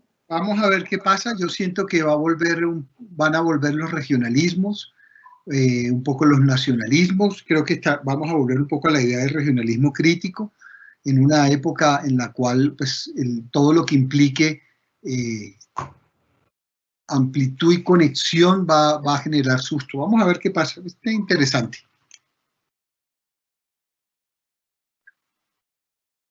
Listo. Bueno, Sí, no, pues Alfonso. Giancarlo. Nada, simplemente una vez más, Giancarlo, muchas gracias. A Doris, muchas gracias.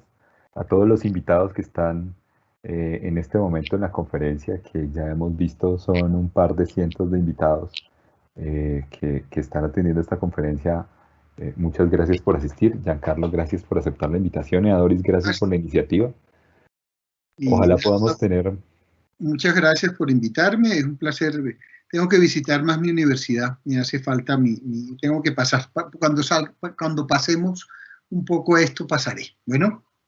No, claro que sí. Ahí eres súper bienvenido. Tu alma mater siempre tiene las puertas abiertas para ti, por supuesto. Cuando quieras, con mucho gusto pasar por ahí a saludar, un cafecito o lo que quieras, con mucho gusto. Perfecto, muchas gracias. Un abrazo para todos, muy amables y excúsenme que estuvo larguísima, pero quería hacerla muy académica. Espero que haya tenido el sentido. Bueno. No, por el contrario, muchas gracias por tu generosidad en el tiempo. en compartir todos estos conocimientos que, entre otras cosas, muchos de los que están conectados acá son nuestros estudiantes de la carrera de arquitectura, precisamente quienes están tomando el curso del proyecto urbano en la ciudad, y para ellos es fundamental este conocimiento porque a partir de allí pueden desarrollar ideas para sus propios proyectos. Al fin y al cabo, algún día van a ser los próximos Masantis. Muchas gracias, un abrazo. Bueno, Sí, muchas gracias, Giancarlo. Doris, muchas gracias. Muchas gracias a todos y nos vemos próximamente. Claro que sí. Un saludo a todos.